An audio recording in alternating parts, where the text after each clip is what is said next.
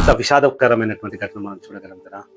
మరి ఒక ప్రాణాన్ని కాపాడడానికి రాంచీ నుంచి ఢిల్లీకి బయలుదేరినటువంటి ఎయిర్ అంబులెన్స్, అందులో సంజయ్ అనేటువంటి ప్యాసింజర్ యొక్క శరీరం కాలిపోయి ఉండగా వారిని కాపాడడానికి వారి కుటుంబ సభ్యులు 7 నుంచి 8 లక్షలు ఖర్చు పెట్టి ఆ ఎయిర్ అంబులెన్స్ ని ఢిల్లీకి బయలుదేరడం జరిగింది. అందులో చూసుకున్నటువంటి డాక్టర్ గారు వికాస్ కుమార్ గుప్తా గారు కూడా బయలుదేరడం, మరి వారితో పాటు సహకరిస్తున్నటువంటి మెడికల్ సిబ్బంది ఉన్నారు, దాన్ని నడుపుతున్నటువంటి క్రూ క్యాప్టెన్స్ ఉన్నారు.